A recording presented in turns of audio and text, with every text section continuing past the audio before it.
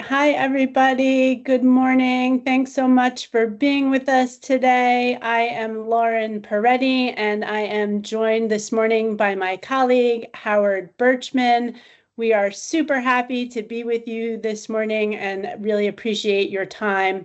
So Housing Innovations, for those that might be new, is a training and consulting firm, and we work with continuums of care all around the country.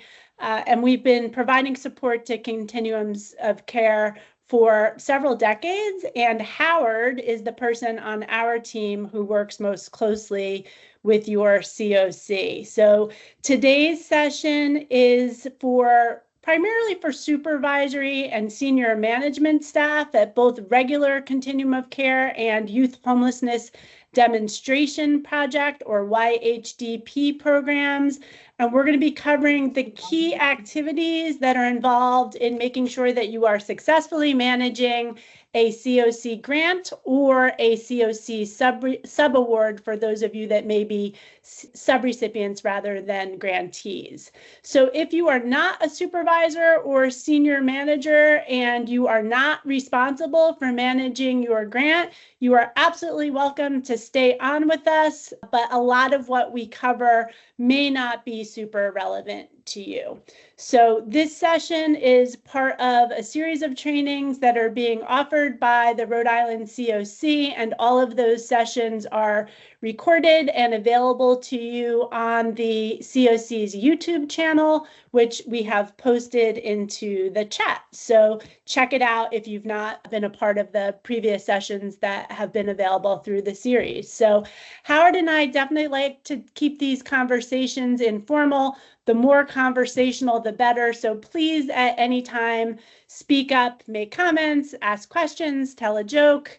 We don't want you to wait for us to prompt for questions, interrupt us at any time. So if you're feeling like you're camera ready this morning, please go ahead and turn on your camera. I think it's nice for everybody to be able to see each other's faces. We have also uploaded the slides that we're using today into the chat, so feel free to pull those slides down. And you'll see in the slides there is certain text that is green and underlined, and whenever you see that, that's a live hyperlink, and if you click on that in the PDF version, it will take you to various resources. So if you have technical issues today, we have seen in the past folks sometimes that have logged in using the Teams app rather than logging in through your browser, having some trouble with the polls. So if you're having that kind of technical issue, please try logging in through your browser instead of through the app. And the session is being recorded today and will be posted to that YouTube link that we shared in the chat.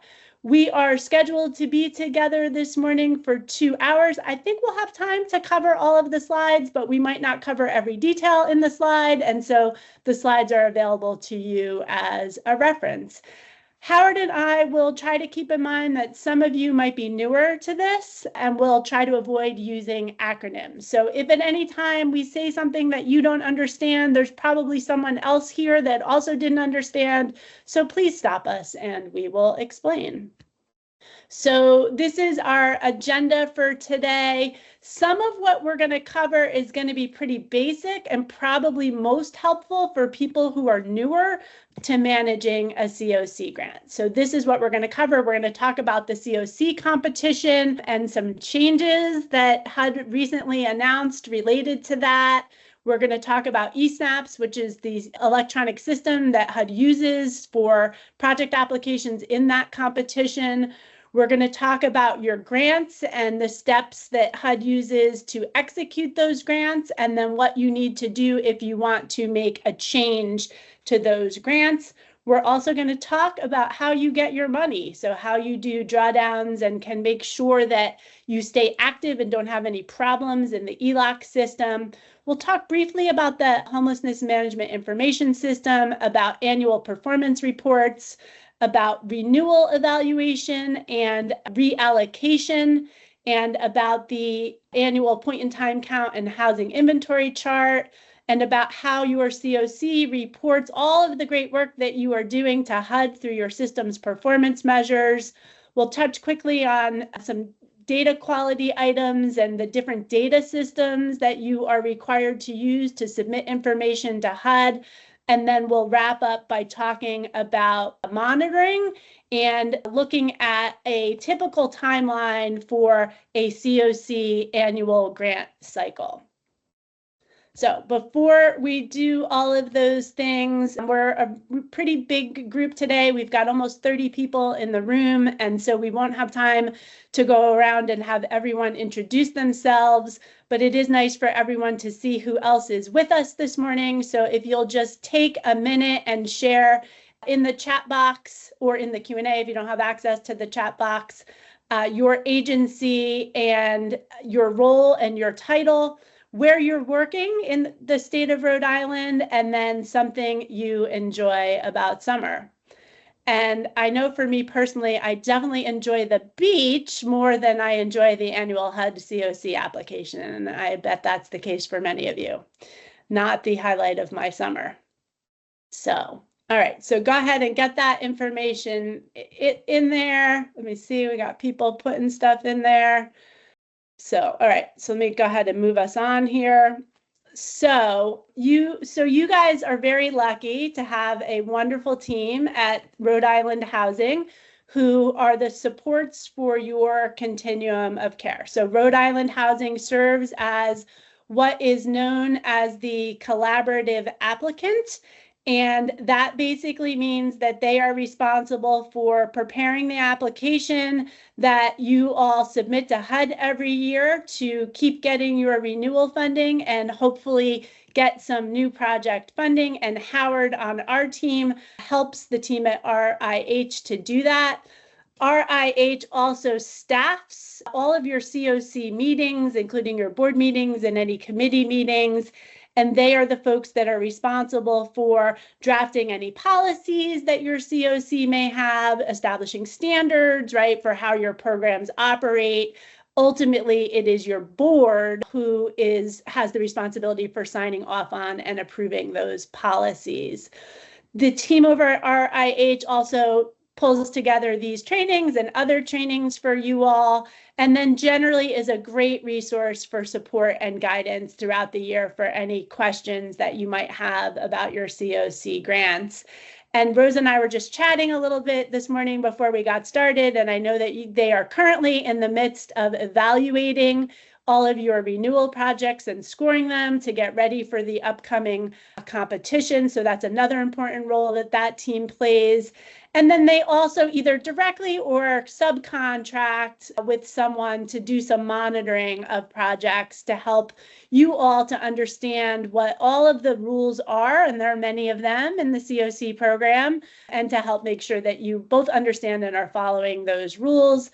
And then they also manage the Rhode Island CoC website, and that is linked here on this slide and a good resource for all information related to your CoC. And then they partner, of course, with the folks over at the Rhode Island Coalition to End Homelessness, and it is that team that serves as the HMIS lead and also submits a bunch of different data that is required every year by HUD, including the housing inventory chart, the point-in-time count, the longitudinal systems analysis, or LSA, which is basically a data about all of the people. The point-in-time count, right, is just who served in your system on one day at the end of January. The LSA gives data on all of the people that are served by your continuum of care throughout the year. And then finally, and importantly, they are the folks that are responsible for compiling the system's performance measure data and submitting that to HUD. And that's really how you are telling HUD about all of the great outcomes that you are achieving on behalf of the people that you serve, and is also super important because it's a big part of your score every year in the CoC competition. So these are the folks, Rosa and Sarah, who are your point people for your CoC, RIH. Their contact information is here. So always don't hesitate to reach out to them. They can be helpful with many things as you are working to manage these grants. And then also on this slide is the information for the help desk for your HMIS. So anything HMIS related, you should be submitting to the help desk rather than to Rosa and Sarah. And then your HMIS helpfully also has regular office hours every Monday. And if you're not taking advantage of that, please check it out. There's a link here with more information about those office hours. And those office hours can really be a great way to have some face-to-face, one-on-one time with your HMIS team to help navigate any tricky HMIS issues that you might be facing. So, and then this is just our contact information for myself and Howard and Sarah Zeiderveen on our team. We are also available to answer your questions. So if after today's training, there's anything that we didn't get to, that you have a burning question about something, please don't hesitate to reach out either to the team at RIH or to our team with those questions. So many of you have probably noticed over the past 6 months or so, our federal government has been hard at work removing resources from their websites. And so we did go through all of the slides today and check to make sure that the links are active, although it is an ongoing battle. And so if you should find broken links at any time in the presentation, please don't hesitate to reach out to either Rosa and Sarah or any of us on the HI team, and we will do our best to try and get you whatever resources you might need. So before we get started, I just wanted to say a few quick words about why these grant management topics that we're going to be covering matters. So there are a few things that we'll talk about today that are really critical, right? Things where if you don't do something, your organization will lose your grant. And once you lose your grant, you do not, that is in perpetuity. So when you lose your grant, that money is gone. And there's nothing we or the folks at RIH can do to get that money back. So we'll be sure to emphasize those things as we go through the presentation today. But the good news is that there aren't that many of them, right? So it's rare. Normally, if you make a mistake or you miss a deadline, it's going to be okay. And you'll have an opportunity to fix it. But there are a few places where if you don't do something, you will lose your grant. And of course, we don't want that to happen. And also, it's always better, and particularly right now in these uncertain times, right, with so much change happening at the federal level, just to always do our best to dot all our I's and cross all of our T's. So talk a little bit about the CoC competition. So most of you on the Zoom today have been around this block a time or two and are aware that every year HUD has a national CoC competition. So HUD awards about $3.6 billion each year, and your CoC has to compete for that money with every other CoC around the country. So that means you have to compete both for your renewal funding and for any new project funding that might be available. So the good news is that Rhode Island typically scores well. So in 2024, you guys were awarded a little bit over $17 million, and you got a score of almost 164, which was 12 points above the median score nationally. So what that means is that when you score better, right, you hold on to all of your renewal funding, and you also have greater chance of being able to get new project funds. So people will remember that last year in 2024, HUD issued a 2-year NOFO for the first time. And that happened under the Biden administration. And the intent was that most renewal projects would not need to submit project applications in 2025. But unfortunately, HUD announced earlier this month that they are going to be releasing a 2025 NOFO and doing a competition this year. Now, we don't have a lot of detail from them, so we don't know exactly what that means, but we should all be prepared for the likelihood that we are going to have to submit both renewal project applications, and we also know that there will be an opportunity nationally to compete for some new project funds. So typically, Rhode Island Housing would have in the spring released an RFP for agencies that are interested in some new project opportunities to submit applications for that. But since we didn't think HUD was doing a NOFO, that didn't happen. And we still don't really know a lot about what types of new projects HUD is going to fund. So they did in the announcement that they sent out that many of you may have seen specifically mention that street outreach projects and transitional housing projects would be eligible types of new projects in the upcoming competition, but they were silent on the types of new projects that we normally see be eligible. So permanent supportive housing, rapid rehousing, coordinated entry. We don't know whether or not those will be eligible new project types. So your team over at Rhode Island Housing will keep you posted as new information becomes available, but we do anticipate at some point there being an RFP for new projects. So, and then now we wait, right? So we know that HUD is going to be doing a CoC competition this year. We do not know when they are going to be releasing the NOFO. So that typically happens sometime during the summer. We have seen that happen as late as the late fall. So, you know, we don't know, and we probably won't know when it's going to happen until it happens. So once that NOFO is released, then we will have more information about what the next steps are for agencies to submit both new project applications and renewal project applications. And then hopefully sometime in the winter, the late winter is usually the timeline that they're on, they will announce the new funding awards. So HUD did announce the 2024 awards back in January of 2025. And as I understand it from Rosa, your field office has been quite good about getting grant agreements executed, and that everyone who has a grant agreement that expired in the first half of this year has the opportunity to execute a new grant. So that process is well on its way. And then, as I said, we do know that there is going to be a NOFO in 2025.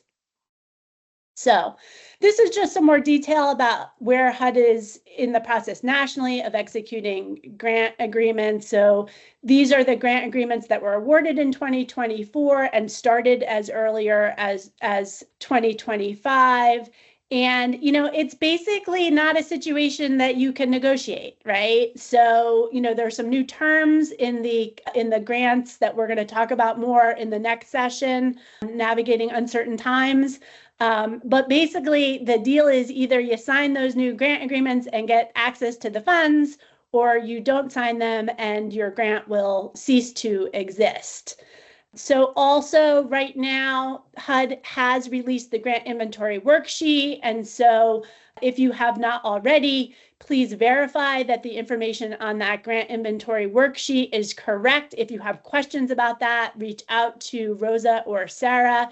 It is very important that that grant inventory worksheet is correct, because that is the information that HUD will use to renew your grants in the upcoming competition. So if there are any errors on that, so for example, if you did a contract amendment during the past year and that is not correctly reflected on the GIW, you'll want to make sure you work with your RIH team to get submitted what's called a change form so that HUD can update that grant inventory worksheet, and you will be able to renew your grant at the correct amounts in the upcoming competition.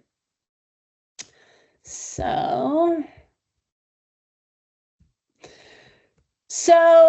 going to shift gears a little bit and talk about ESnaps, which is HUD's grant application system. So that's the web-based system where you submit your final project applications to HUD for both renewals and new projects each year during the CoC competition. And this is one of those critical items that I mentioned earlier, right? So if you do not submit your project application to HUD, your grant will not be renewed and that funding will be lost, and that funding will be lost in perpetuity. And there's not anything that Howard is going to be able to do to help you, and there's not anything that Rosa is going to be able to do to help you. So you really absolutely have got to make sure that you submit that renewal application.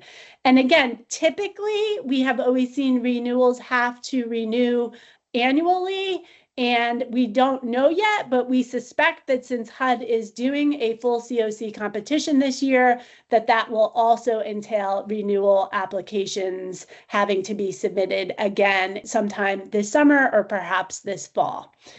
So new in the past few months, HUD is now requiring you to log into ESnaps every 90 days. So if you haven't been in there for a while, go in and try to log in, and you may be locked out. So the good news is that the process to get back in has seemed to be very simple and fast. So if you just send an email to the address indicated here on this slide, tell them that you're locked out, they should restore your access, and we have seen that generally happen pretty quickly, although you absolutely do not want to be up against a deadline in the CoC competition and find out at the 11th hour that you are locked out. So I encourage all of you, if you've not been in there for a while, to, after you get off the webinar this morning, go in there and get your access reinstated now rather than waiting until the competition opens. And then, maybe putting a tickler in your calendar every 90 days to just go in there and log in so that you don't have to worry in the future about being locked out. So this slide really shows some information on how to add someone who is new on your team into ESnaps. It's a two-step process. So first, the person that you want to add needs to create a user profile, and the screenshot on the left here shows you where in ESnaps, it's right on the login page where you do that. And then the second step is your agency needs to add them as a registrant to your agency's ESnaps account. And that information is on the right-hand side of this slide. And then at the bottom of this slide, there's some more detailed information. And in order for your agency to add the registrant, you do that in your applicant profile. So here are some things, in addition to making sure that you're not locked out of ESnaps. Here are some other things that you can do to be sure that you are ready to go when HUD releases the NOFO and we commence the 2025 CoC competition.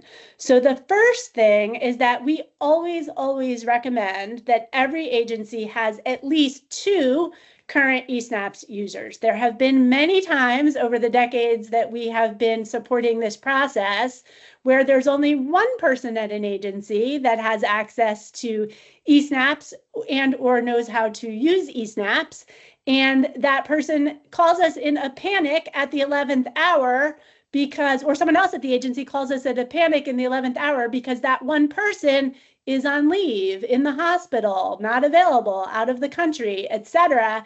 And the agency is scrambling to figure out how they're going to save their grant and get their project application in. So you really want to make sure that you have at least 2 people always who are both registered as ESnaps users and who actually know how to use ESnaps. So we definitely suggest, if the second person at your agency maybe has a user account but has never actually used ESnaps, that this year when you do your application, do it together with that second person so that person is also trained and knows how to use the system. So the other thing, and this is new this year, is that all applicants now have to submit to HUD some information on indirect costs in your applicant profile. So if you have not already, log into your applicant profile and go to screen 5, and there you're going to need to indicate whether or not you're going to claim an indirect rate. And if you are claiming an indirect rate, whether you're going to claim the 10% de minimis rate, or if your agency has a negotiated rate, which is also sometimes known as a NICRA. If your agency has a NICRA, there's some additional information that you're going to have to provide.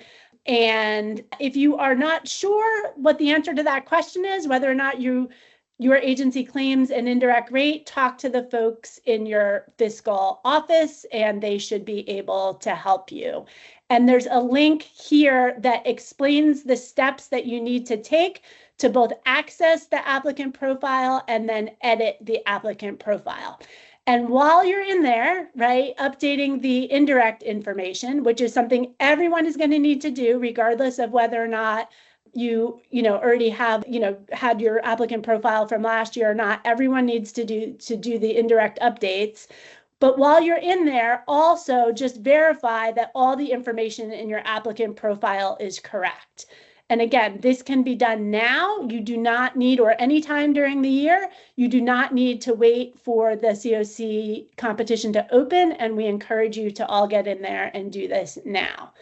So finally, to apply for CoC funds, your agency has to have an active unique entity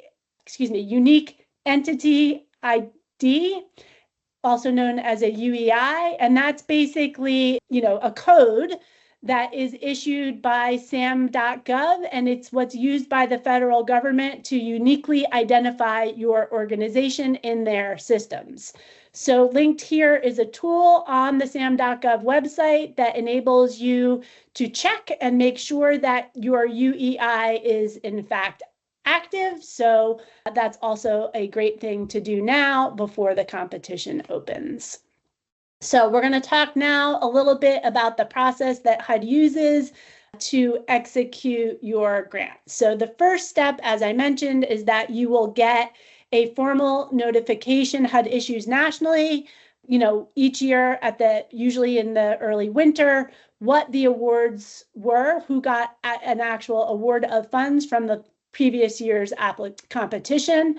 And so remember that, there's usually a two-step process in the competition. So the first step is you submit things to RIH. RIH looks at them, whether it's a new project application or a new project application. Then RIH clears you to submit that in ESnaps to HUD. And then ultimately it is HUD, not RIH, that makes the final determination about which projects are funded. So once that happens and those awards are announced, the field offices begin to take the steps necessary in order to notify you of any issues and conditions on your grant. So they do that in a form in ESnaps. It's called the C1.9A, and that's where HUD will tell you if there are any steps that you need to take before they can execute your grant. And again, this is one of those critical things. You have got to resolve those issues and conditions, or you will not be able to get a grant agreement. And if you do not get a grant agreement, you cannot draw down your money. So I think many of you have already done this for the awards in 2024, and you actually have your grant agreements already in place. Some of you that have agreements that start in the second half of 2025 may still be in the process of doing this. But generally, the things that HUD is going to be looking for in this process are documentation that you have met the match requirements.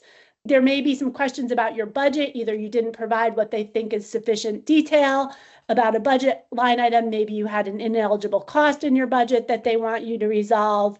You're usually going to have to make sure that you've got a current environmental review. We'll talk more about that in a minute. And that that the federal government also has a code of conduct on file with you. Often you have to submit your code of conduct again and again, though you have submitted it previously. It's common for them to say that they don't have it on file. And then the final step in this process is the grant agreement execution. And again, this is one of those critical things. You've got to do this or you will not get your money. That agreement is between HUD and the recipient agency, so the agency that was listed in ESnaps as the applicant. And then once the recipient executes a grant with HUD, then that recipient will need to enter into a written agreement with its subrecipients, should there be any. So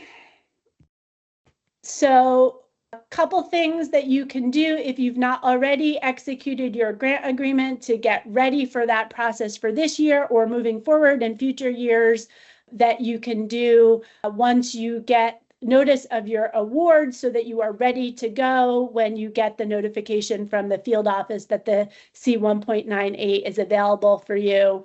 You should make sure that you have your match documentation ready to submit. And if you're not sure what that means, there's a link here to what HUD requires in terms of match documentation.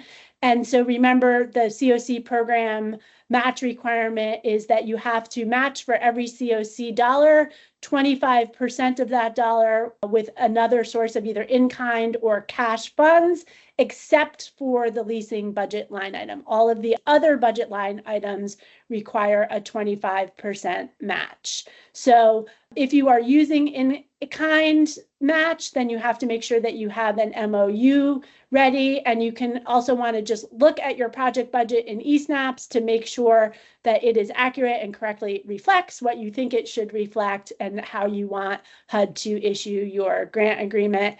And then finally, you can check your environmental review to make sure it's current, right? And current means that it was signed by your responsible entity within the last 5 years. So, and remember that the responsible entity is a local government agency that oversees land use in your community. So if someone at your agency has signed as the responsible entity, that is not correct, and you should update your environmental review and have the actual somebody from your local government sign off on that. And again, the requirement is that gets done every 5 years. So we'll talk today throughout the training about certain things that are responsibilities of grant recipients or grantees and other things that are the responsibility of subrecipients. So if you are someone who is responsible for managing a CoC grant, it's important for you to know whether your organization is a recipient or a subrecipient. So I'm going to quickly review the most important responsibilities of a recipient agency, and we're going to talk more in detail about many of these things in the upcoming slides. So the first thing, the grant recipient, as I have said, responsible for executing the grant agreement and for drawing down the money in LOCCS. You are also, as the recipient, responsible for general oversight of the project, right? So making sure that you're spending all your money, making sure that the project is serving the number of people that you're supposed to be serving, making sure that you're achieving the outcomes that your CoC expects for you to achieve, and that you are complying with all of the HUD and your CoC requirements.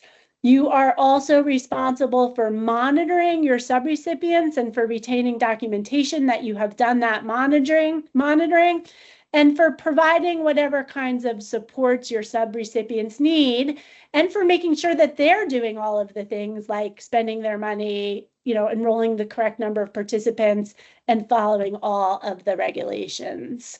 You are also, as the recipient, responsible for submitting the annual performance report, and for, if you want to make a change, for submitting that request to HUD to make a grant agreement amendment, and for, of course, submitting the project application, doing the ESnaps C1.9A, for doing whatever Rhode Island Housing needs you to do, for renewal evaluation, and for making sure that data on all of your participants is submitted in HMIS. And then finally, if you are a recipient agency, HUD requires that you share at least 50% of your project admin budget line item with your subrecipients. So, and again, we're going to go through more detail on these things in the coming slides.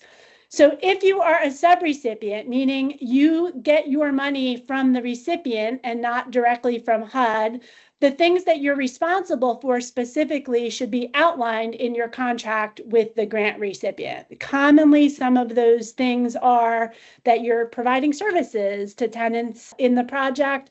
Maybe you're helping with housing location. You might be responsible for submitting data in HMIS.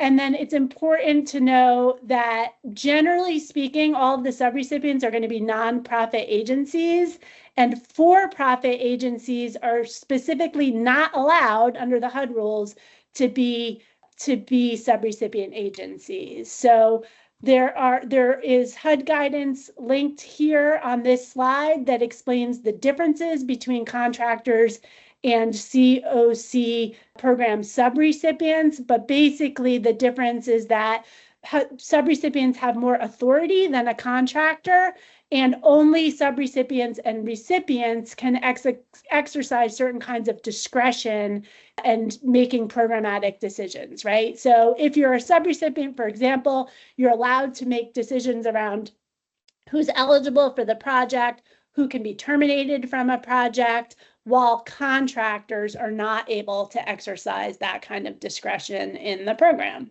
So you want to make sure if you are the recipient that you have correctly classified the organizations that you contract with either as subrecipients or as contractors. All right. And then you've got to make sure that you've got a written agreement with all of your subrecipients, and that written agreement has to include certain things that are outlined by HUD in the regulations. I'm not going to go through all of what these things are that have to be in your subrecipient agreements, but they are listed here on this slide, and you can take a look at this slide if you're unsure of what the federal government requires you to have in those subrecipient agreements. So, and then finally, if you are a recipient, the federal regulations require that you pay your subrecipients within 45 days of receiving an approvable request for such payment. And basically what that means is that you got the request and it includes whatever supporting documentation you need to pay that request. So within 45 days, you need to make payment on those requests. So I'm going to pause for a minute and see if there are any questions. I don't see anything, and then we can go ahead and launch the poll, Rosa. So the first question, these are true and false questions. So the first question is, RICoC grantees can get help at any time from the Rhode Island Housing and the Rhode Island Coalition to End Homelessness teams. Each agency should have one ESnaps user familiar with how to use the system, and the Rhode Island Continuum of Care decides which new project applications are awarded funds. So if you want to go ahead and get in there and complete the poll, we'll give you a couple minutes to do that. So I see there's somebody that put a comment in the chat that says that the bot is disabled. So if you're having trouble with the poll and you logged in using the app, try logging out and logging back in from your browser, or you can just sit tight for a minute. We're going to go over the answers to the poll in a moment. It looks like we've got 10 people that have responded to the poll, so we'll give you another few minutes to get your responses in. All right, Rosa, you want to end the poll and we can go through the answers? I don't know if you can share the results of the poll. Yes, it says that the poll has been closed and you should see the results. If you click on it. Okay, yep, I see it. So awesome. The first question everybody got correct. That is right, that you can reach out at any time to the teams at RIH or RICEH and get help. The next question, each agency should have one ESnaps user. So we're recommending two ESnaps users. So most of you got that right. But you really want to make sure you have two people that can use ESnaps in case the one person is not available. You don't want to be in that position. And then finally, the Rhode Island CoC decides which new project applications are awarded funds. That is false. Most of you also got that correct. it is HUD that ultimately decides who gets an award. The Rhode Island Continuum of Care decides which applications are submitted to HUD, and then HUD decides who actually gets an award. So, and then here we included in the slides the answers so that they're available for you for reference later. So, okay, so I'm going to talk quickly about the process you need to use if you want to make a change to your grant. So anything that HUD considers to be a significant change, and those are listed here on this slide, requires you to get your field office to approve it and issue a grant agreement amendment before you can make the change. So you need an amendment in order to change the recipient, right? So if you no longer want to operate your grant and you want to pass that grant off to a different agency, that requires HUD approval and an amendment. You can't change the physical location where your project operates without an amendment. You also cannot shift more than 10% of a budget line item to another budget line item. So, for example, if you want to move money out of supportive services and into admin, you can't move more than 10% of your supportive services budget line item into your admin budget line item without an amendment. If you want to change the population that you're going to serve, right? Like when you first set up your program, there was a big need for the services among people living with HIV and AIDS. That's no longer a pressing need in your local community, and you want to change and serve people with serious mental illness. That requires that you get a grant agreement amendment. If you want to permanently reduce the number of units that are funded under your grant, that also requires an amendment, and that is a very hard amendment to get. Generally, HUD typically does not approve those types of changes. So you've got to generally continue to operate your grant serving the same number of households that you were initially funded to serve. So a couple notes from the team at Rhode Island Housing. I guess in the past, your field office had allowed you to submit requests for both major and minor changes after the grant term had ended, but before you submitted your APR, and that is no longer allowable, right? So you've got to request the amendment before the end date of your term. And remember that that's different than when your APR is due, right? So your APR is not due until 90 days after the grant term ends, and you need to submit requests for any changes, either major or minor, before your grant end date. And then finally, only the grant recipient, not the subrecipient, can request an amendment. So if you are a subrecipient, you need to work with your recipient to make any changes to your grant. And then, sorry, I wanted to say also the Rhode Island Housing team wants you to submit, once you've got a grant agreement amendment approved, you should submit those to them, and the email address for doing that is at the top of this slide.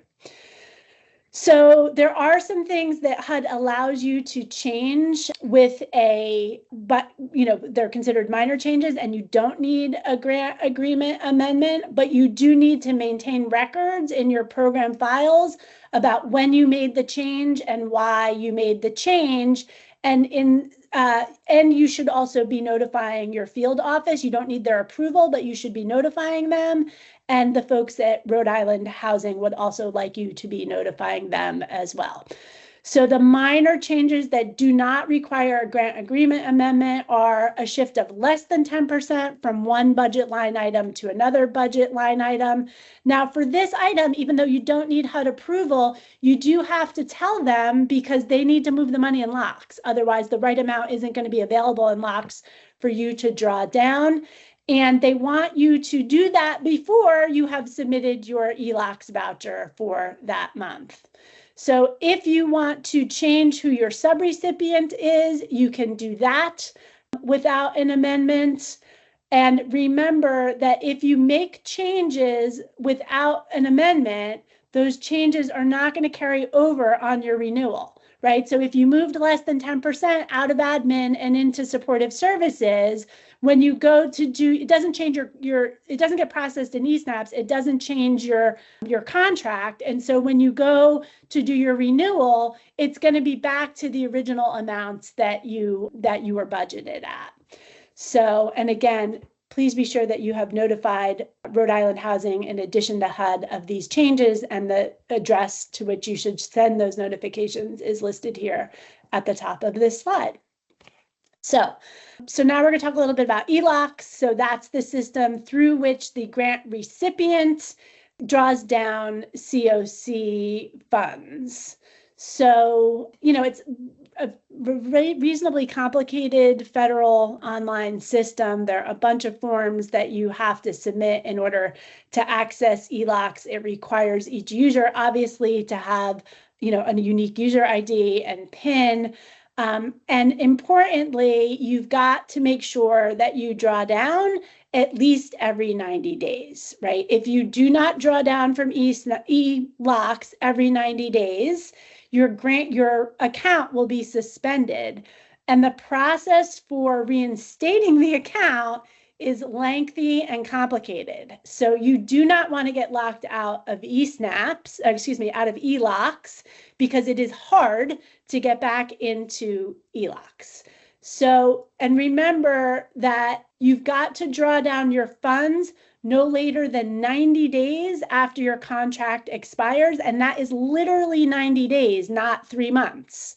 So once that 90 days elapses, that money is gone and you won't be able to get it back. So make sure that you draw down quarterly, that you log in at least every 90 days, and that you've done your final drawdown within 90 days of the contract end date. So, and I see somebody has chimed in on the chat that probably somebody with some experience that it's a mess if you get locked out of eLOCCS, so don't let it happen to you.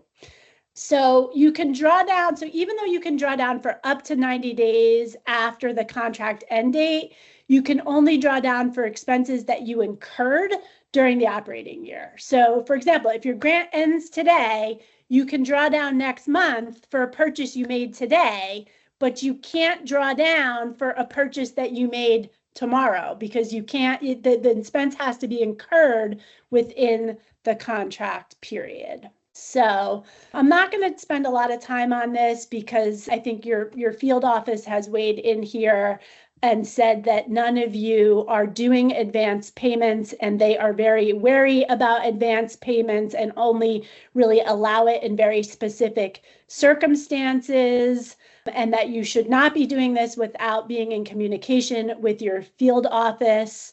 So, HUD, generally the reimbursement method in the CoC program is a reimbursement basis, right? So you incur the expense and then you get reimbursed by HUD. There are limited circumstances in which you can do advance payments. You've got to meet certain requirements, and there's some more information linked here on this slide about that. But again, caution in doing that, and be sure you are only doing it in communication with your field office. And then we really recommend that you, even though the HUD requirement is that you draw down quarterly, we really recommend that you do it monthly, right? Particularly in these uncertain times. We did see earlier this year that nationally, everyone was locked out of eLOCCS. It became unclear very suddenly that agencies were going to have access to their money. And so you really don't want to leave a bunch of reimbursements sitting there. You want to draw them down as you are expending. So if, God forbid, we find ourselves in that similar circumstance, that you are not stuck having expended a bunch of money and being unable to draw it down. And again, as I said, your funds will be literally unavailable 91 days from the grant end date. And so if you are locked out, it can take more than 90 days to get back in. So particularly as your grant gets closer to that end date, you really, really, really want to make sure that you are not locked out of ESnaps, because we have seen organizations that were locked out that 90 days expired and they had all that money that they hadn't drawn down was lost. So don't let that be you. And then there's a link on this slide to the eLOCCS quick reference guide for any questions about details that you might have about what to do in various situations that you may encounter in eLOCCS. And then here we've got links to the instructions for how you authorize somebody to have access into your eLOCCS account, how to reinstate a user or terminate a user should somebody no longer be at your agency or someone has lost access into eLOCCS. And then finally, how you change an approving official in your eLOCCS account. So I think we are going to do another poll, and then I am going to turn it over to Howard. All right. So the first question here is, then these are all true or false questions. My project and budget line item is $10,000. I would like to move $2,000 from admin to services. I don't need a grant agreement amendment. Grant agreement amendments, budget changes, and subrecipient changes should be reported to RRH. I have unspent funds on the services budget line item. My grant ends on July 31st. I can use those funds to buy 100 bus tickets on July 31st for use in the coming year. And then finally, eLOCCS users should log in every 90 days to avoid losing access. We'll give you a couple minutes, and then we'll go over the answers together. All right, we'll give everybody maybe 10 more seconds or so to get your responses in. All right, Rosa, you want to end the poll and share the results? All right, so the first question, it looks like all of you got it correct. So that is false. If you want to move $10,000, if you've got a budget line item of $10,000 and you want to move 2,000 of it someplace else, that's 20%. And the limit is 10% on doing that without a grant agreement amendment. So that is false. The second question, grant agreement amendments, budget changes, and recipient changes should be reported to RRH, and you all got that correct. That is true. All of those things should be reported. The next one, I have unspent funds on my services budget line item, and I want to buy some bus passes right at the end of the year so that I can use them in the coming year. That is technically false, right? So you can only incur expenses, you can only draw down in the grant year for expenses that are incurred during that grant year. So technically you should be using those bus passes during the year that you bought them. Probably low risk, but technically false. And then finally, eLOCCS users should log in every 90 days to avoid losing access, and that is true. If you are not logged in at least every 90 days, you will lose access and you will regret it because HUD does not make it easy to get back in. So, and then again, we've got the answers here on this slide for your reference or for anybody that wasn't able to join us today. So I am going to go ahead and turn it over to Howard, and he's going to lead us through the rest of the presentation. So we're going to talk about the Homeless Management Information System, HMIS. As you know, the state of Rhode Island and Rhode Island Housing uses an HMIS system called Clarity.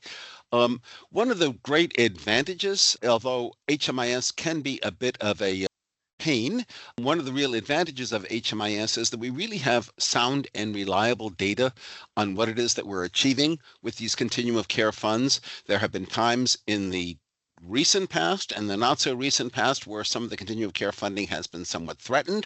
And what we've noticed is one of the ways that this program has been able to continue in operations, continue to receive regular congressional appropriations, is because it's one of the few federal programs that really can document the outcomes of the funding that is being achieved through there. So that is a really useful thing, and that is why HMIS and making sure that we're contributing accurate data to HMIS is critical, both in terms of evaluating our own individual programs, but also to be able to demonstrate to Congress that the program is effective and should be continued in operation.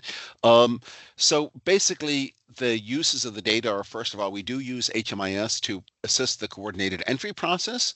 We also, and we're going to talk about these more in more detail, but HUD has established a series of system performance measures that we're using to evaluate the overall effectiveness of the continuum of care programs. Those system performance measures and the report based on those system performance measures called the longitudinal systems analysis.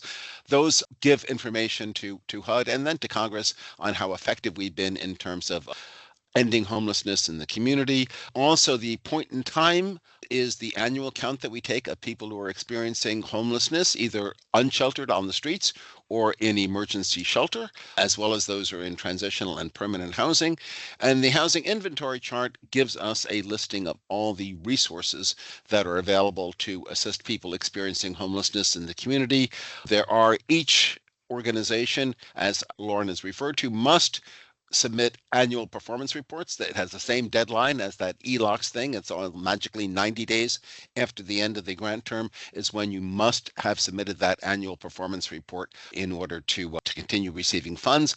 Finally, this data is used by the CoC on an annual basis, which we'll talk about briefly, to do a performance evaluation of each grant to basically give it its ranking in the annual competition. So the annual performance report, as I said, it's now submitted in this new database, the SAGE data repository. Again, it must be submitted to HUD within 90 days of the end of the grant term. As this next box indicates, if you do not submit that on a timely basis, basically your grant and the grant has renewed, you're going to be locked out of LOCCS. You're not going to be able to draw down funds on that grant until such time as you have completed and submitted your annual performance report to HUD. And then finally, failure to submit this on a timely basis will definitely increase the chance that HUD or the CoC will come and monitor you, because it does sort to give them signals that there may be some issues with the administration of the grant. And again, you draw the data for your annual performance report from the data that you contributed to HMIS. This phrase comparable database has to do with our folks who are victim services agencies. Victim services agencies are not allowed to provide data to HMIS, but are required to use a comparable database, which we do. And that data that provides the same volume of information that we use in order to complete the annual performance report. There are links here at the bottom of the slide. There is the user manual as to how you operate that SAGE data repository system. And also there is a template for what the full annual performance report looks like, so that can be useful to you to take a look at that to make sure that you have all the data elements that you're going to need in order to complete the annual performance report. So the steps to do it is, first you enter the data in, then you can run a draft version of the APR. What you want to do when you've done that draft version is to take a look at it, make sure the data you're reporting to HUD seems to be accurate, and get that in as quickly as possible. If there are any changes that you want to make before you're going to submit that thing, submit them promptly, and then submit that within 90 days of the grant term. And again, you should start working on that as soon as possible after the end of the grant term, to make sure that it is accurate and complete at the time of when you want to submit to it. And again, if the APR is late or if there's inaccurate data in there, it is likely to result in HUD monitoring you and seeing what is going on with your grant. Okay, we have yet another poll going on. So here it comes. All right, so here are the questions that are on here. What happens if an annual performance report is not submitted on time? The grantee will be unable to get future contracts with HUD. All participants will have their leases terminated. The grantee will not be able to draw down funds on their current contract. The grantee must obtain a letter from their congressional representative demonstrating support for continued funding, or the chances of being selected for HUD monitoring increase. You can answer more than one of these as correct. So those of you got it correct. The correct answers, the things that what will happen if the APR is not submitted on time, is you will not be able to draw down funds on your current contract, and the chances of being selected for HUD monitoring increase.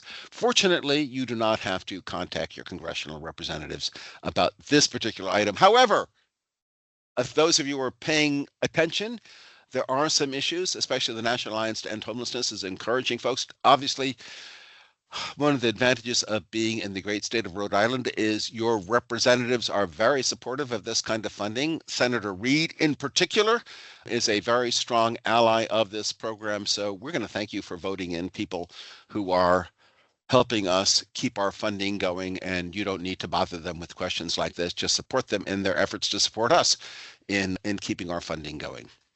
Okay. Oh, and here, of course, is the slide that provides the answers, which you will have in your list of slides going forward.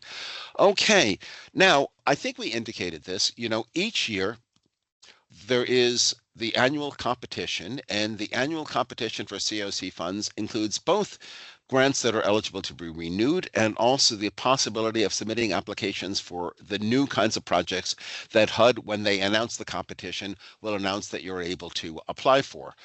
Historically, HUD has restricted new projects in these competitions to new permanent housing projects, with the exception of the joint transitional housing rapid rehousing component. From the indication that we got from HUD on the eve of July 4th, it's a possibility that this year they're going to broaden the category of new projects that are allowable for funding. We don't know that for sure yet. We're not going to know that for sure until HUD actually releases that notification of funding opportunity, which will probably happen in the near future. Part of the way each one of the grants that is eligible for renewal, all grants that are submitted to HUD in the annual application process need to be ranked.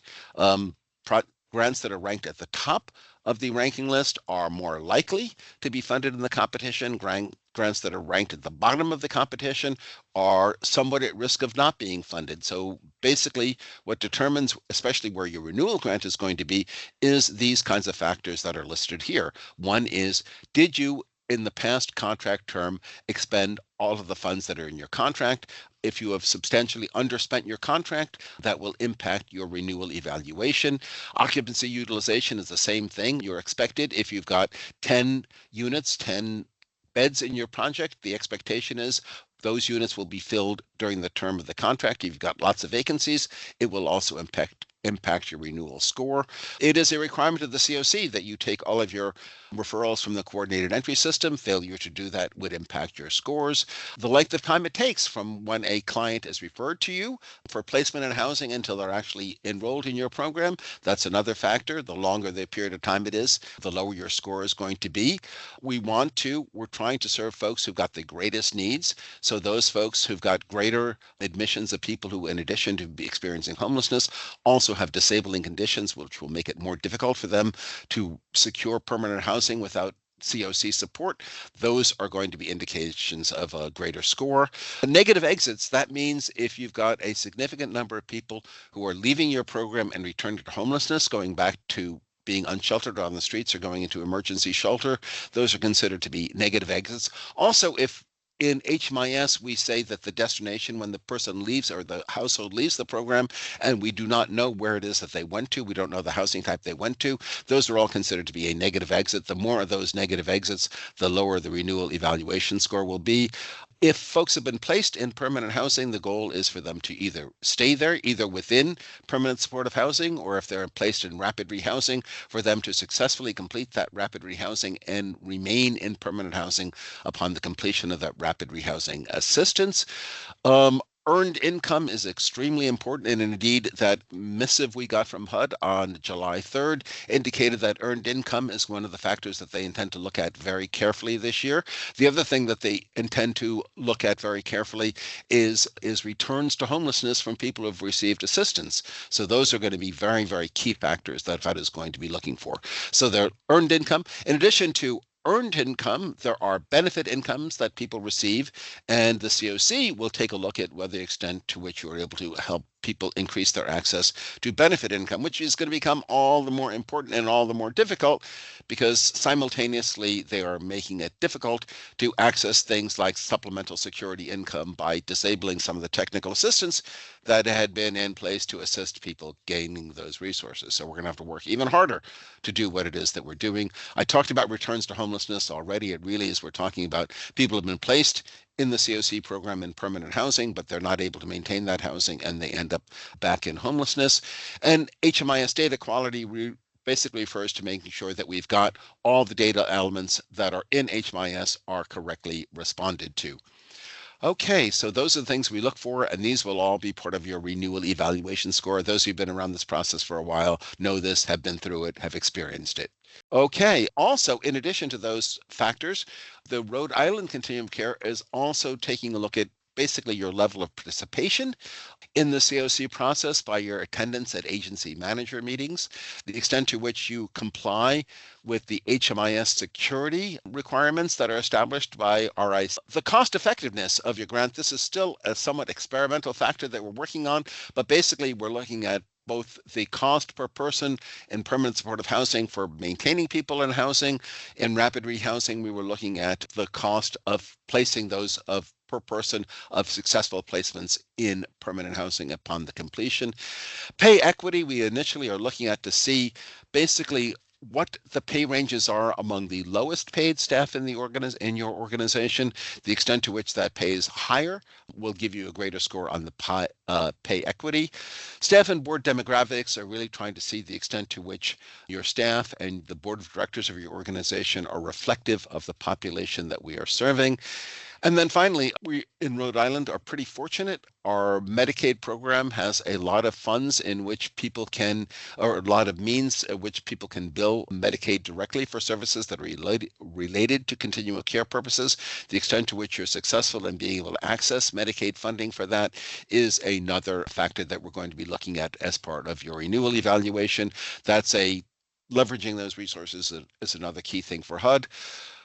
Of course, that in budget bill that they just passed is just going to make this all the more challenging as they are seeking to cut this valuable resource for very low income people. Okay, project occupancy and spending. Again, as we've said this, you should, if your grant says that you're going to provide assistance to 25 households, you should be making your best efforts to be providing assistance to at least 25 households throughout your program year. You can serve more than that, but of course you can't serve more than that if you run out of funds before the end of your program year. So it's somewhat of a balancing act. If you find that you're accumulating resources, one of the ways to address those accumulation of resources is to serve additional people. That can be a very valuable tool, can be certainly very helpful to people who are experiencing homelessness. But remember, you are always going to be obligated, one, to continue spending throughout the course of your contract. So you don't want to overexpend before the end of it because you'll just not be able to draw down any funds. The other thing that you can do is indicated in this bullet here, if you find that you've got funds accruing, is take a look at those minor budget modifications that Lauren spoke to before. And well before the end of the contract term, make some of those changes, shift some funds into a budget line where you're more able to spend those dollars and spend them down. And that way, that really shows that you're doing an active job of managing your grant if you are making those minor changes in order to make sure that you can spend it. And basically, if you find, despite your best efforts and everything else, you really are not able to fully expend the funds in your grant, that's a time when you should notify the CoC that you probably have resources that could better be used to assist other people experiencing homelessness, and those funds can be basically provided back to the CoC so they can be reallocated to another project that will be able to expend them. And talking about reallocation, the process to do this is part of the annual competition. Generally, there are two different approaches. Typically, in the Rhode Island Continuum of Care, what we have done is we partially reduced funding on grants, again, to reflect that consistent underspending. But there are certain limited instances where an entire grant will be basically reallocated, will be stopped. Sometimes it's the grantee themselves that decide that this no longer is working for their organization, is no longer as effective as they want it to be. Other times it's a grant that has extremely poor performance outcomes, and it'll experience what is called a involuntary reallocation, where those funds will be removed simply because it's just not achieving the goals that are happening. And we really encourage, if folks find that they have resources and they're making those budget amendments and are not able to fully expend them, we really encourage folks to voluntarily identify those funds and give them back to the CoC for allocation to a new CoC grant. We are on a regular basis able to actually fund new grants based on these small voluntary reallocations. So it's very valuable to the CoC if we can do that. Okay, we talked about the point in time and the housing inventory chart a little. HUD requires that all CoCs conduct annual point in time counts. It is on a single night within the last 10 days of the month of January, trying to do it when it's coldest and the most number of people are likely to be receiving assistance. Although HUD does not require that an unsheltered count be conducted every year, HUD only requires that every other year. The CoC has been doing that on an annual basis and is going to continue doing that on an annual basis. Again, the point in time count is either going to be based on people who are currently receiving homeless assistance services, as well as those who are not receiving shelter on the night of the count. And the housing inventory count chart is basically all resources within the CoC that are dedicated to serving people who are experiencing homelessness in the count. There are regular trainings on the housing inventory chart and the point in time count. Be sure to attend those trainings. Be sure to report your data on time. And make sure that the data that you're reporting is as accurate as you can be. And here is a link to the HIC and the PIT website where you can get additional information on doing that. You want to make sure that this information is accurate. I talked before about the system performance measures, and the fact that we have these is one of the reasons why we're able to demonstrate to Congress that the program is successful. These are actually pretty good measures in terms of determining whether or not we're effective in addressing homelessness in the community.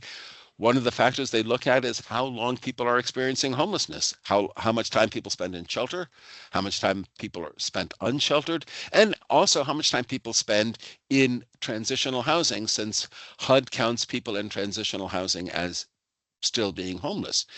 The other factor that looks at is, I said, is the return to homelessness, the extent to which people who've been placed in permanent housing lose that permanent housing and end up back in shelters or unsheltered. That is the rate of returns to homelessness. HUD will take a look at the annual point in time count and see whether or not there have been increases or decreases, and not only in the overall population of people who are experiencing homelessness, but they look at families, they look at single adults, they also look at people who are, they also look at people who are sheltered and unsheltered, and basically HUD is usually awarded lots of points where we show a reduction in the unsheltered count. HUD has signaled to us again this year that they really want to look at unsheltered homelessness. So probably increases in unsheltered homelessness will be one of the factors that HUD would look at as probably reducing the scores. So again, jobs and income growth, we said HUD is very much indicated that they want to look at earned income, but we know that in order for people to be able to sustain housing, they need some resources.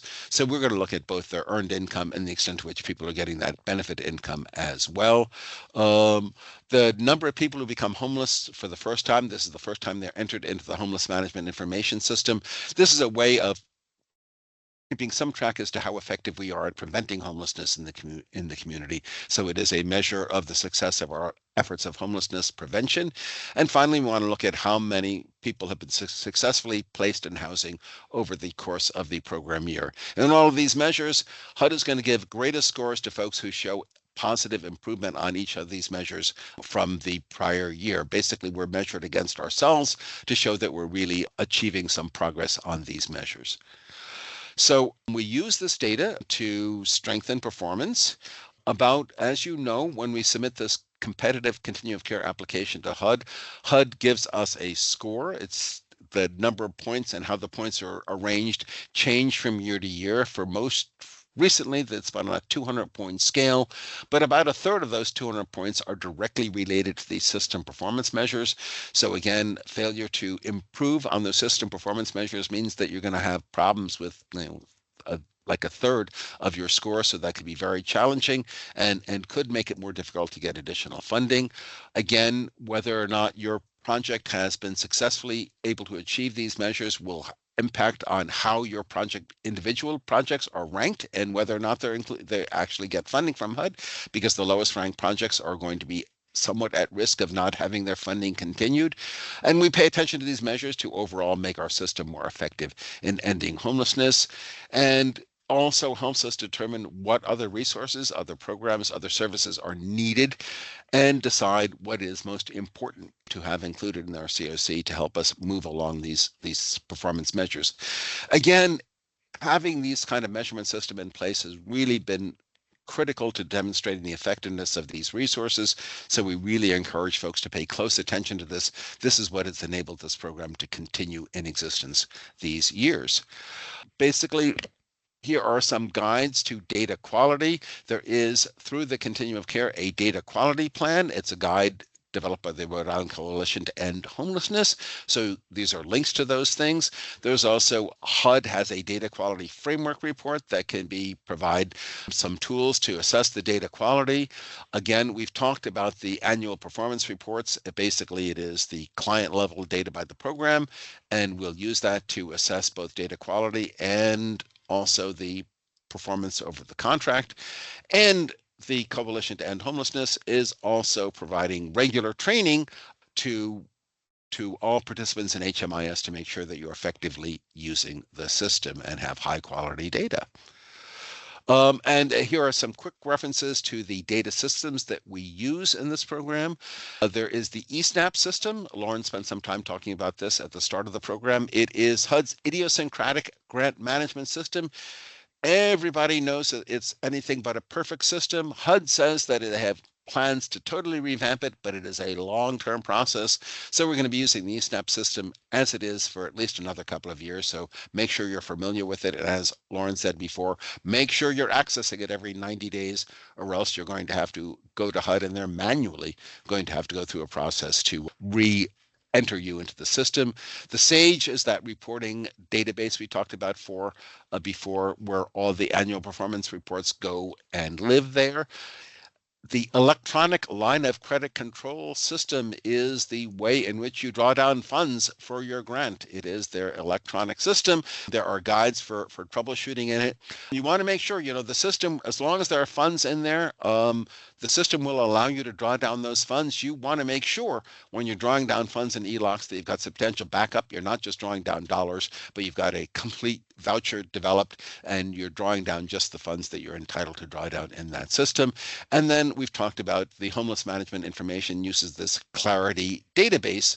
And as you can see, there is the HMIS help desk, and there are these other resources to get for help. Again, if you're ever locked out of the ESnaps system, you've got to go to this ESnaps and put that little hyphen in there at HUD.gov in order to regain access to the system. They really have a human being who's got to reset your access to it. So give them time, especially if it's during the heat of the competition. It may take them a little while to restore your access. Any questions you have about SAGE, you can submit a AAQ to HUD. Just click that link there and that'll get you there. And this will give you, that other link there will show you the eLOCCS guide. Okay, so quickly, we know that HUD has basically 4 different categories of people who are experiencing homelessness. The category 1 are folks who, what HUD would call, are literally homeless. Those are people who are unsheltered, living in places not meant or intended for human habitation, camping in the woods, living in your car. Those are all people who are literally homeless, of course. So are people who are in a homeless emergency shelter are considered to be literally homeless as well. Folks who are category 1 homeless are eligible for permanent supportive housing if they have a disabling condition. They're also eligible for rapid rehousing and the joint transitional housing and rapid rehousing. And they would also be eligible for transitional housing as well. Category 2 are people who are imminently at risk of homelessness. It means that they are going to lose their place of residence within 14 days of their date of application for homeless assistance. They have no subsequent residence that they've identified, and they lack resources and support networks to obtain other permanent housing. These folks are not eligible for permanent supportive housing. They would be eligible for those other forms, transitional housing or the joint transitional housing, rapid rehousing, or the rapid rehousing program. There is a category 3 of homelessness. Those are people who are homeless under other federal statutes. That usually is referring to under the Department of Education's definition of homelessness. The Department of Education is a federal agency that existed until quite recently, like the last couple of days or so. It was a nice thing while it was around. But I guess the residual impacts of the Department of Education will be a definition of homelessness. And unfortunately, to serve people in Category 3, one has to make a special application to the Department of Housing and Urban Development. At this point in time, 2025, July something or another, HUD has yet to grant approval to any CoC to serve any homeless people in Category 3, but we keep it up there because who knows what may happen sometime in the future. Finally, Category 4 is indeed a category that is widely used to serve people experiencing homelessness. It is people who are fleeing or attempting to flee domestic violence, dating violence, sexual assault, stalking, or other dangerous or life-threatening conditions that relate to violence, such as human trafficking. And also it means that people who are experiencing trauma or lack of safety related to all those kinds of situations are also considered to be eligible under this Category 4 of homelessness. Obviously, there's a large number of people who may lose their housing because of various kinds of unsafe conditions in which they are, and they are able to be served through this Category 4. Those folks in that category are eligible for transitional housing. They're eligible for rapid rehousing. If they also have got a disabling condition, they would be eligible for permanent supportive housing. And also, each year, in recent years, HUD has provided additional funding for survivors under the so-called domestic violence bonus thing. We've gotten quite a bit of funding from that in the Rhode Island Continuum of Care, and folks who are in this Category 4 are eligible to be served by projects that are funded under the DV bonus component of the competition. Monitoring. HUD will monitor projects to ensure that they are in compliance with all HUD requirements. HUD does, when HUD comes in to monitor you, they have to follow their monitoring handbook. There's a link to it. HUD is only going to ask you the questions and ask for the information that's specifically delineated in the monitoring handbook. Also, when HUD notifies you that they intend to come monitor you, they're going to tell you which elements of your program they're going to be monitoring, and those elements will have a reference within the monitoring handbook. It is highly unusual for them to monitor the entirety of your program. They're going to just monitor specific characteristics of it. They'll tell you which ones they are. So you really have every opportunity to be fully prepared by monitoring. They're going to tell you what they're going to look at, and then the monitoring handbook is going to tell you very specifically what it is they're looking for when they come out and monitor you. Basically, in addition to HUD, the Rhode Island Continuum of Care operating through Rhode Island Housing will also, the CoCs are required to monitor their recipients. So they will be conducting some monitoring in TAC. The Technical Assistance Collaborative has been performing this function for the Rhode Island Continuum of Care, and they will come on site and do that monitoring. And using this, especially our local monitoring, helps us to understand what kind of training and technical assistance grantees need to make sure that they can continue to successfully implement their programs. HUD can monitor a CoC grant at any time. They use a risk assessment technique to determine which grants it is that they intend to monitor. Basically, the risk assessment has to do with the size of the grant, how long it has been since you were last monitored. They even look at things like if there has been a lot of press attention to your project. Generally, unfortunately, a lot of press attention to a homeless assistance project is negative press attention. Those kinds of things could also stimulate HUD to come out and monitor you. HUD, when they do a monitoring, if they find anything that is of significant concern, they will issue findings. If you have findings issued, you must address them. Failure to address those findings in a monitoring report within the time prescribed by HUD could lead to you being able to draw down your funds. If the monitoring determines that you have expended funds in a way that is not eligible, either you spent funds on activities that are not eligible under the program, or if you spent CoC funds on behalf of people who are not eligible to receive those services, which means that you do not have documentation in your file that people meet the homelessness definition, or if it's in permanent supportive housing, you don't have documentation that they are disabled. If HUD finds that you cannot adequately document that the expenses that you paid or who you paid them on behalf of is eligible, HUD can and will ask for you to return those funds to the federal treasury, and they will give you an account that you can wire them back to. No one ever wants that to happen, so you really want to make sure that you are not in that kind of a situation. And that's a lot of the times why our CoC monitoring can be really valuable. If our internal monitoring finds it, you can correct it before HUD finds it, and therefore you will be much less subject to having those funds recaptured. If you have a CoC grant that has subrecipients, the regulations actually require you on an annual basis to monitor those subrecipients. And on top of that, as I said, the CoC is expected to and does routinely monitor the subrecipient monitoring. If you are a direct recipient and you have subrecipients, you are expected to monitor and you're expected to have documentation that this monitoring has occurred. You should have some form of way, if you have more than one subrecipient, of evaluating the risk to determine the level of monitoring, or if monitoring is going to happen. As I said, you should do it annually. You want to have some documentation that you did it. It's a program requirement that you do this. So if HUD comes to monitor you, you want to be able to show to HUD that you performed your requirements. If you're doing it, you are also expected to provide a report to the CoC on the monitoring outcomes. And if there are any deficiencies that you find internally on that monitoring, you are expected to retain the information you get from your subrecipients on how they addressed your concerns.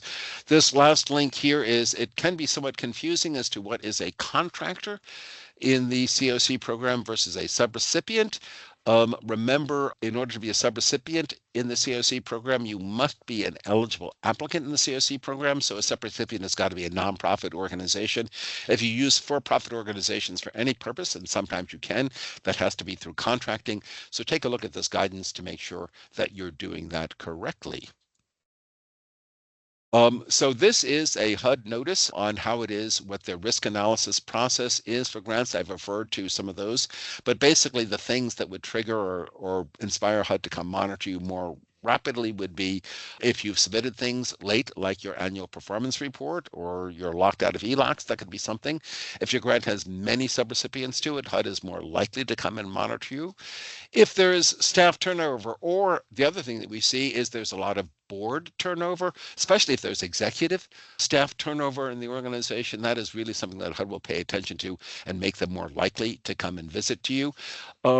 They, of course, take a look at the size of the grant. It's sort of like the reason why people rob banks. That's where the money is. Where the larger the size of the grant, the more possibility there is that HUD funds could be spent in an inappropriate manner. So the larger the grant is, the greater the likelihood is they're coming to take a look. And if on your budget or leasing or rental assistance budget lines, you've got a larger sum of money on those lines, then HUD will be more likely to come and monitor your program. Also, as I said, other reasons are, failure to draw down eLOCCS could trigger monitoring. If there were previous monitoring findings, significant monitoring findings, HUD is likely to come back again to make sure that you've indeed corrected. If they haven't come by in a significant period of time, it makes it more rather than less likely they will come and visit you. Remember, if you have, we didn't talk about audits, but there is a thing called the single audit. If you have more than, now the rules are, if you have more than $1 million in federal funding annually, you are required to complete what is called a single audit. Once you've completed that single audit, you must submit it to the Department of Housing and Urban Development within a specified time period. Failure to do that, or failure to do that timely, is going to increase your risk of being monitored by HUD. Or if there are issues in your single audit, findings in that audit, that also could trigger HUD to come out and do a monitoring. As I said before, if there is media presence, or, the other thing can happen is that people can write letters to the Secretary of HUD. People can somehow notify HUD that they're having problems with that program. Any of that kind of exposure like that increases the possibility that HUD will come and monitor you. Okay. I can stop talking for just a second, maybe, but we're going to go through this poll as well. I think this is our last poll, so you can breathe easy about this. So here we go. Number of questions here. What happens if a CoC project gets a very low renewal evaluation score? A, it'll automatically lose its funding. B, HUD will automatically monitor the project. Or C, the project will likely be ranked low in the annual competition. That's question number 1.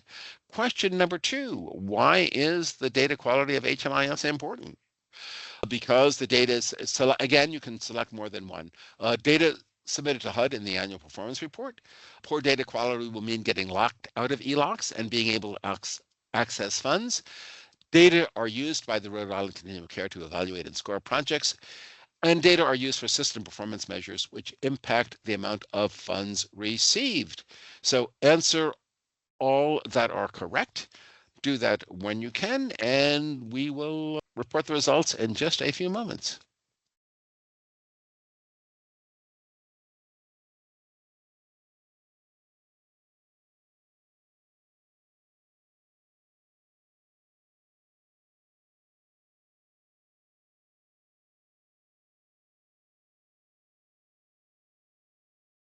So I think I'm seeing 4 responses so far. Feel for 5. Feel free to throw your responses in. 6. We'll go a little further.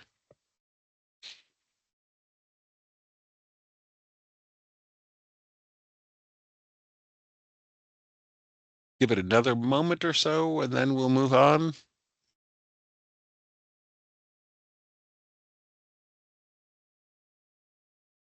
Okay, I think that's probably enough time. Why don't we close it down and see what we got?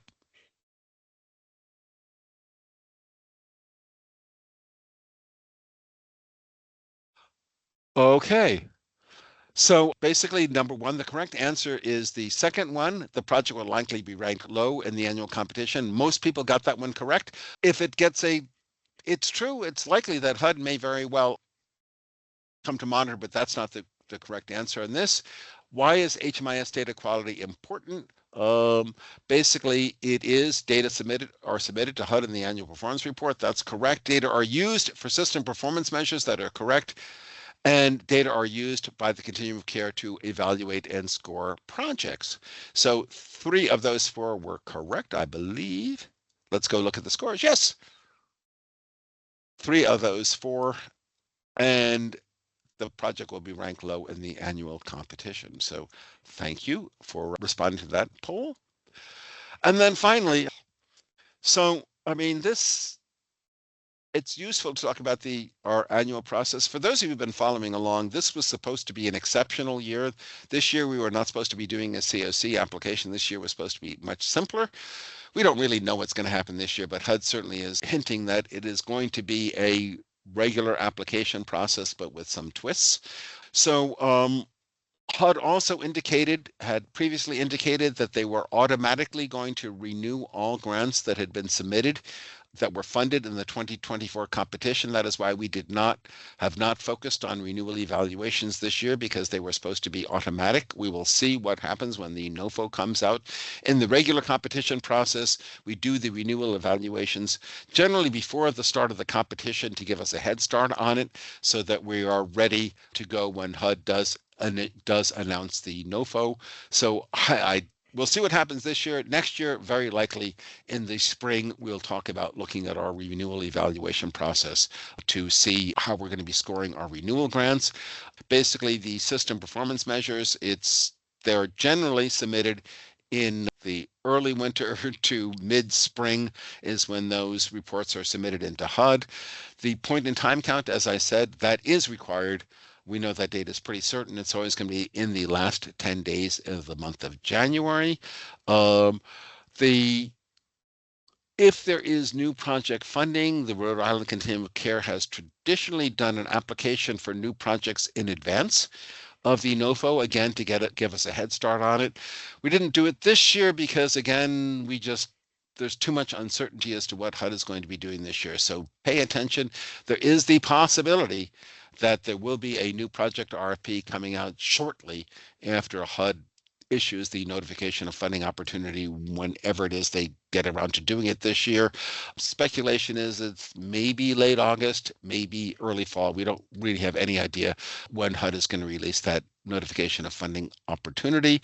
And again, typically the renewal applications are due when the CoC competition is happening. That's typically been in the summer. This year, it may very well be in the fall. And the annual performance reports, we've talked about those as well. Those are always due within 90 days of each one of your contract end dates. So it's going to be tied to what it is the contract date is that you have. Okay, don't forget to breathe. I'll take advantage of that. We've got a couple of trainings coming up in the not too distant future. On July the 31st at 2 o'clock, we're going to talk about navigating uncertain times. I've alluded to the various uncertainty and confusion and hypocrisy somewhat in my comments today. So we'll be talking a little more about that. We'll talk about whatever we know about the current NOFO and the federal budget. Things are, if those of you are paying attention, we'll hopefully have more information. Things are looking better. We know that the president put out a budget that basically would have ended the continuum of care program, but Congress, at least the Congress itself, the House of Representatives, is coming up with a preliminary budget bill that is keeping the funding intact with the continuum of care program, actually showing a slight, very small increase in that funding. We're hoping that continues as it continues to go through the process. So we'll see what happens. We should have more information about that. Those of you who got contracts know that HUD added some language to those contracts. So we'll talk about some of those new grant terms in there. I'll talk about what you might think about doing as we navigate these Michigana times and hopefully keep on top of and keep ourselves going, and basically talk about, having you give whatever guidance we can in these crazy times. So that's going to, we'll talk about a little less than 2 weeks from today, or a little more than 2 weeks from today, I guess. And then finally on August the 5th, at 10 in the morning, we're going to talk about policy and administrative requirements for CoC projects. You can see there's a whole list of topics that we're going to cover. I'm not going to read all this stuff out. You guys are literate and can see that whole range of topics, but that's what we're going to be discussing on August the 5th. You folks have been great at participating in these sessions, so we look forward to seeing you at those sessions as well.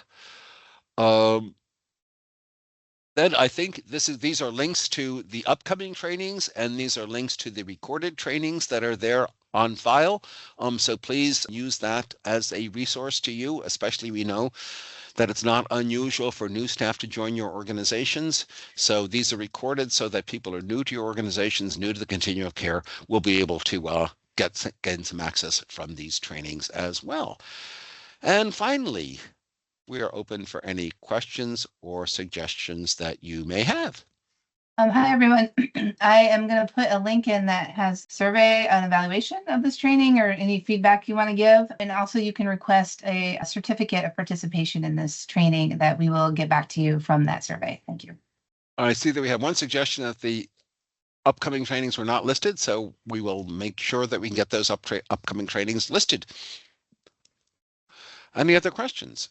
Well, I don't know about you, but I typically sometime between the hours of 11:30 and 1:30 have my lunch, and I didn't. And many of you probably had not either. So if we end a little early, and my stomach is saying that's a great idea. Or if there are no other questions, I think we can thank you for participating in this session. Thank you for doing the polls. Thank you for your attention. Of course, thank you for everything that you do to assist people who are in great need and need those services. The need is greater than ever. Your work is